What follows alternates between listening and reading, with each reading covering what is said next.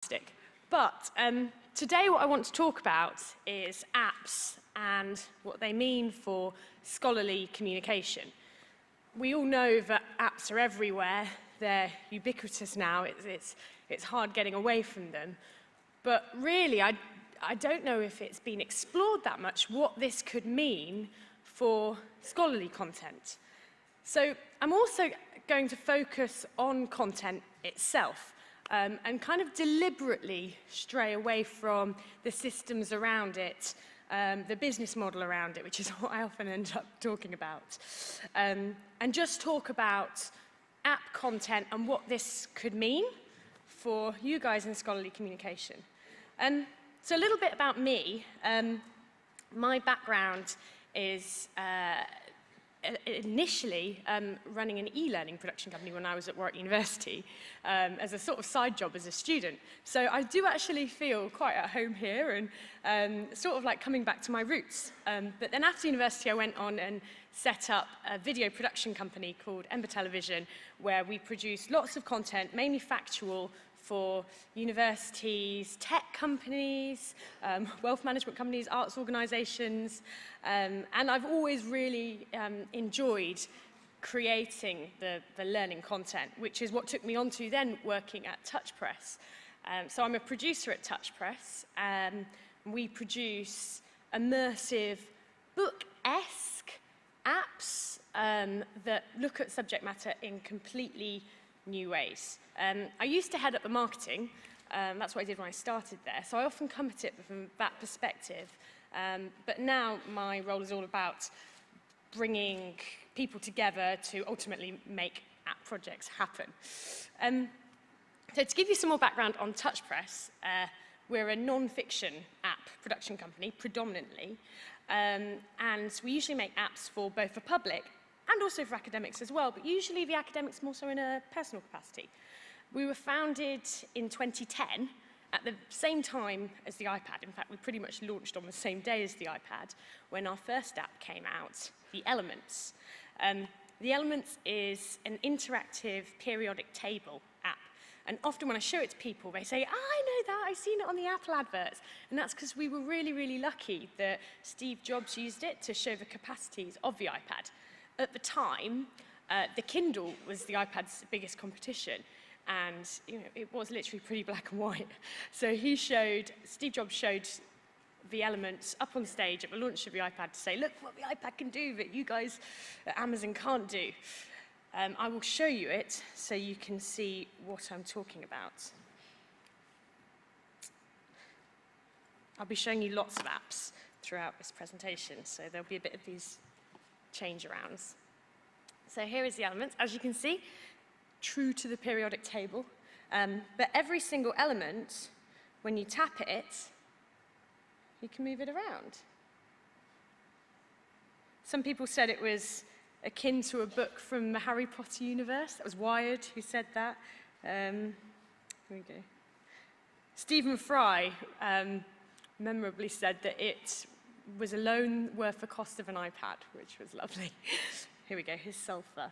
But it's not just pretty, it does also have, as you can see, lots of information, some of it live as well, about the element itself. So for instance, you've got atomic weight, you've got the boiling point, and that all comes from Wolfram Alpha. I should mention our founders, Theo, Theodore Gray, you might have known of, he was the creator of Mathematica, was one of the founders of Wolfram, along with Stephen Wolfram, and that's why many of our apps have this connection with Wolfram. Max, another of our founders, started his career at the BBC as a producer and then went on to set up the Special Projects division. And then we also, John, he actually created QuickTime at Apple. So when they all came together, it was like this fantastic meeting point where they all initially started off by creating apps really born from their passions.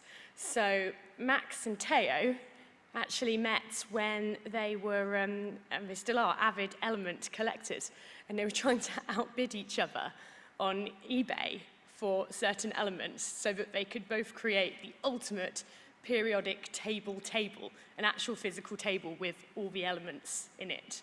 Then they realized that there was no point trying to outbid each other on eBay, and they may as well just talk to each other and create the ultimate periodic table together. So the elements is actually, it's got a really lovely history to it, and it really says a lot as well about the passions of our founders. Fast forward a few years, and we produced an app called The Wasteland with Faber and Faber, with Henry, which I'll show you now. So the Elements was a really, really big success, and because of that, we were able to invest in a company, and TouchPress really was properly born. So here's the home screen of the Wasteland app. We've got the poem itself, which we didn't really want to mess with too much. And if you wanted to, you could just read it like you would read a print book. However, there's lots of extra features that at first seem a little bit hidden. So for instance, you can see the original manuscript, which was annotated here pretty ferociously by Ezra Pound. We've also got notes as well. And these notes here, I think for me, really enlightened me about the poem. And those, because T.S. Eliot, his style is bringing together so many different references and putting it all in one poem. And he's so inspired by references from hundreds and hundreds of years ago to something very relevant and recent for him. Having the references there, having a bit of explanation, for me, really, really helped. In fact, this is the app that I discovered TouchPress with, which made me a bit of a fangirl about the company, and then made me bombard them with emails about wanting to meet and potentially working with them, which all ended up well. So I've yet to show you probably the most well-known part of the app, which is... They call me the Hyacinth Girl, yet when we came back late from the Hyacinth Garden, your arms full and your hair wet, I could not speak. And my eyes failed. I was neither living nor dead, and I knew nothing. So you may recognise this as Fiona Shaw, very well-known RSC Looking actress. into the heart of light. And she performs the poem, but Silence. at the same time, we've also got the text going past at the same time. What are the roots that clutch? What branches grow out of this stony rubbish? Son of man, you cannot say or guess, for you know only a heap of broken images. And then we can pick audio where the recordings sun as well. beats. So here's T.S. Eliot himself. A heap of broken images where the sun beats, and the dead tree gives no shelter, the cricket no You relief, can pick from lots of different and the audio dry recordings as stone well. no speak, and my eyes fail.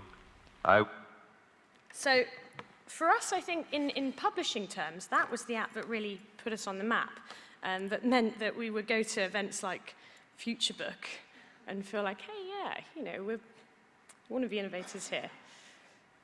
So fast forward even further now to 2013, and this was when I just started actually, and it was the first big project that I had, which was to lead the marketing for an app that we were producing with Disney at the time. So the app's called Disney Animated. It was launched summer 2013 in partnership with Disney Interactive in LA. And what the app does is it gives that treatment of revealing a subject in a completely new way, but it gives it to Disney Animation, something that people often think of as, it is quite mainstream, very popular, but showing the depth behind it. So I'll show you the app now.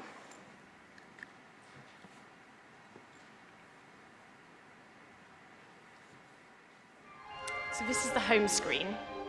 And as you can see, it does look like a book in some ways. You have these chapters here. And each chapter, it has pages, and they do look very similar to a book. However, every single element to it moves or does something.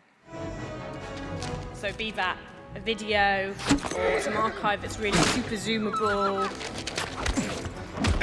or even in hands-on interactive. There's a clip from Tangled. And we wanted to create the feeling that not only is the user learning about that subject by reading about it, but they're also feeling, in a way, put in the animator's shoes themselves. So here we included the frame-by-frame playback to show that this is every single tiny element that goes into the production of a piece of Disney animation. And a lot, you know what, I'm quite used to seeing, with my video background, I'm quite used to seeing this sort of frame-by-frame playback. But for a child who has seen a few Disney films, maybe loves Frozen, when they see this for the first time and just see each frame, they're like, wow, think of all the time it must have created to produce that film. So here's probably my favorite parts of this app, which is where you have what some of the characters could have looked like. So here's some early character art for Genie. This is what he could have looked like in a parallel universe. Here's a character sketch for Rapunzel. You can see here we have the annotations from one animator to another animator. Here we have what's called a maquette of Ursula. And maquettes, I don't know if you're aware of what maquettes are there, what the animators use to sort of remind them. They often sit on their desk of what the character looks like from more of a 3D perspective. So you've got this book section of the app, but also there's the hands-on parts as well. So, for instance, here, this part, people can create their own snow animations from Frozen. So here we go. Looks very pretty. But as well as having this kind of pretty sparkliness, but right now it seems that any 10 or 11-year-old girl absolutely loves this section. You've also got fantastic geeky stuff where you can alter things like the turbulence strength or the field strength or the particle lifetime. You can add a background. You can see the vector fields. And there's also quite a bit of information here about how Disney actually creates these effects. Ultimately, what we wanted to do was turn this into something that people could go into their iPad and get their hands on that Disney technology at home. There's several of these hands-on interactives that we had that approach where we wanted something that is quite in-depth software that not many people could even afford, just for fun to play around with, but we created a sort of user, consumer-friendly version. So here's Vanellope from Wreck-It Ralph. And here, as you can see, this is a bit of a crazy one. You can create your own animations with keyframes. So here we go. I can move a ponytail around, I can move a hand, even each finger, add the keyframes, and then play.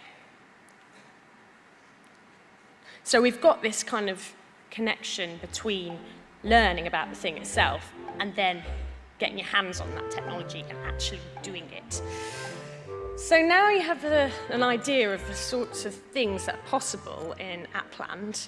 I want to now talk about the facets of apps and hopefully inspire you to think differently about what sorts of things you could do with your content.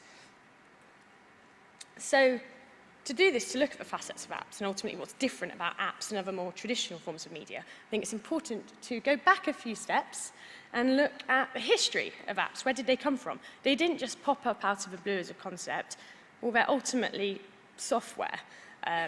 First, we've had cartridges and zip disks and floppy disks, and then CD-ROMs, and then apps. They've come from this fantastic heritage of software. So back in the 90s is when I first got into apps, I suppose, before apps was a thing, when I was a kid. And I absolutely love The Sims and Barbie Fashion Designer and Sid Meier's Civilization. I love that one too. And that's really, I suppose, where I got my love of interactive content. And And back then, there were some really fantastic non-fiction CD-ROMs. So, for instance, Voyager's work, they started in 1990 with their first ever expanded book, which was actually a Beethoven's Ninth companion CD-ROM, which is funny because we've done a Beethoven's Ninth app as well. And it was pretty groundbreaking at the time.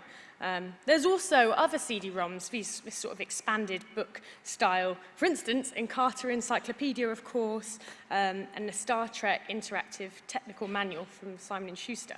So this interactive media, these apps I'm showing you, they may feel very new, but actually they're really bedded in history and in the past, and a lot of the techniques that we use have been developed decades ago. But let's whiz forward now to the noughties, and when the App Store launched, which was in the summer of 2008. The iPhone had already been out a year, but the App Store launched, and suddenly developers were able to create their own apps for this platform. However, the App Store didn't really become big until the 2009 campaign, There's an App for That, which is just genius, really, because it shows the far-reaching domain of apps, how literally apps can address any need. They're this sort of meta-medium, almost. But these initial apps at that time, in 2008, 2009, they weren't really anything like these expanded books. They were more functional or frivolous, casual games like Angry Birds or useful tools or social networking. I think what made people think really differently about apps was actually the launch of the iPad in 2010. And that bigger screen meant that we could start seeing the app as a form of content, as well as something that is functional and as a tool. The content increasingly got more and more advanced, and the App Store increasingly got more saturated as well at the same time, to the point where now there are over 1.2 million apps on the App Store. And it actually has reached a point where apps as a whole generate more revenue than Hollywood's US box office takings. And in the US, people spend more time on apps than they do watching television. So this is where we are now. Apps are big business. There's not really much getting away from them. They are here for good, I feel. And they're not just on smartphones and iPads, but they're also starting to be integrated into cars, into fridges even. We've all heard about Google Glass probably and Oculus Rift, but this is just the beginning. I think apps will be the platform of the future. So pulling apart the facets of an app, I think the first main difference between apps and traditional media, for instance books, is that apps are accessible anywhere and anytime, as long as you have the internet with you and your device. Okay, fair enough, books you can take with you anywhere, but you can't be holding a book and then decide, oh, I want to read this other book and I want to download it onto this book. It's impossible. Apps live on the cloud. They're ubiquitous. And this is coming back to a concept which many of you will know about, ubiquitous computing, where computing is made to appear literally everywhere and anywhere. It was coined, this term, in 1988, but I think we're really starting to see it happen now. You see here I've got a quote from a Pew study that was done last year, where they asked lots of digital experts about where they saw the future of online space in 2025.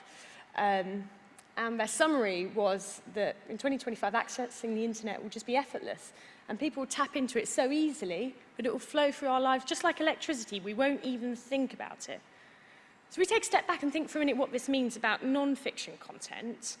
I think it's really, really big deal. It's really powerful because ultimately information is becoming detached from time and place, and it can be retrieved on the field when it's needed.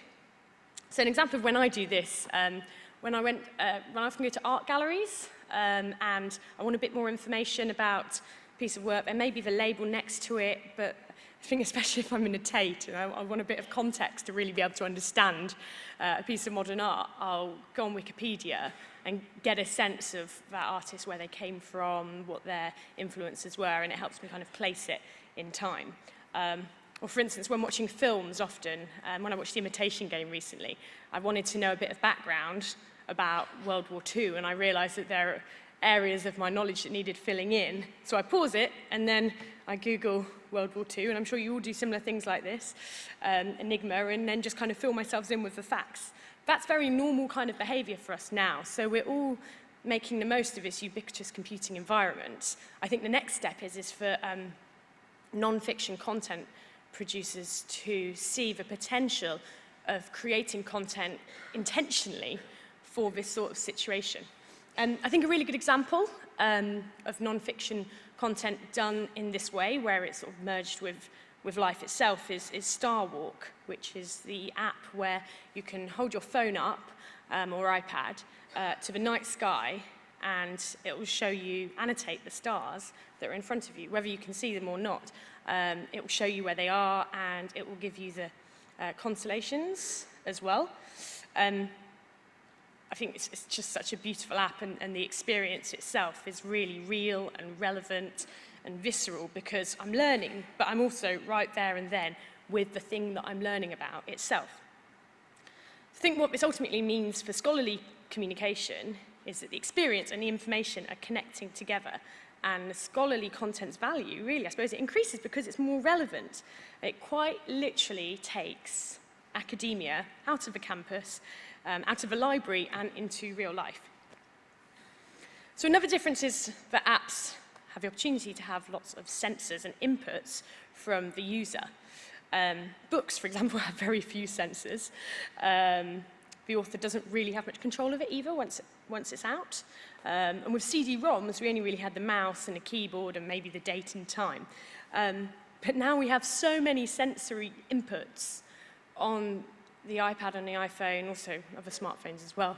I tend to talk about iPads and iPhones like they're just smartphones as a whole, and it's because we create for iOS. But there's so many sensory inputs that I literally couldn't list them. You've got location, accelerometer, gyroscope, microphone, camera, proximity to other devices. You've even got a magnetometer. And because of that, you can get this merging between the tool and the reference content itself.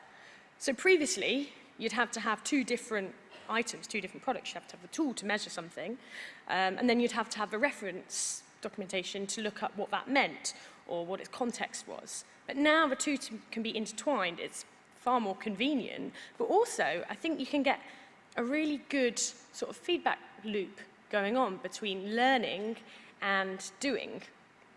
So, for example, I showed you Frozen Snow earlier on the Disney animated app.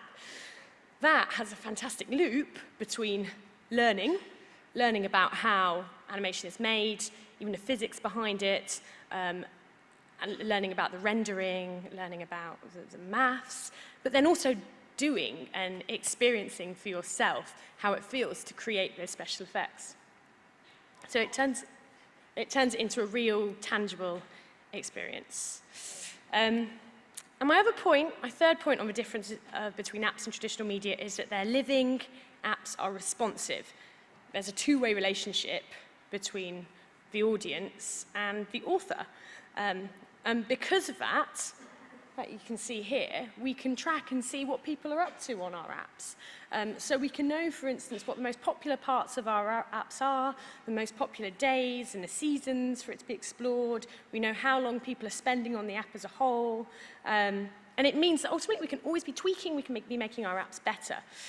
The first version of an app that we put out really is the first version. It will evolve and grow with the user. So a good app will always be updated regularly. And I think what this means for scholarly communication is that our sort of notion of volumes maybe is actually, we don't need to do this anymore. Maybe we can just be creating apps that can be updated as and when, and maybe you can look back through the archive of different versions, but we don't need bookshelves with loads and loads of volumes. And I think this is especially relevant for subjects like law, for instance, where things change very regularly and are constantly new justice published. And we see this already with online systems, web-based systems, but I think with apps it becomes even more of an evolving system.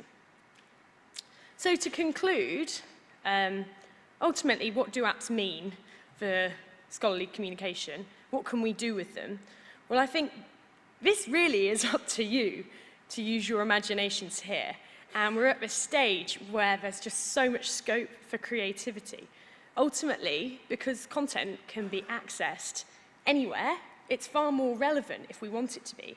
The doing and the learning can take place in the same product, in the same environment, so it's a cohesive, joined-up experience, and we can choose the best medium as well to convey information. So for instance, and I didn't really get to touch on this, but say for instance, a piece of information often would be best conveyed as an image, or sometimes, say for instance, with The Wasteland, I think it's actually best conveyed as a performance in some examples, or with Shakespeare. So we can choose the medium that we want to put our information into. So it's very creative, but also I think when you take it one step further, that it can have a really big effect on society and learning as a whole. Books have been described by Stephen King as a uniquely portable magic.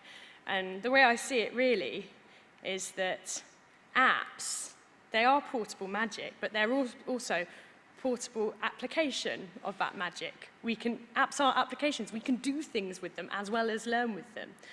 So I just wanted to leave you to think about the concept above, which is from Paul Jones, who's a professor at the University of North Carolina. And he said that television let us see the global village. We could see it. But the internet let us become actual villagers. So it's all about bringing together learning and doing and combining it into a really practical learning experience, which ultimately will blur the lines between non-fiction content and the rest of life. So thank you very much.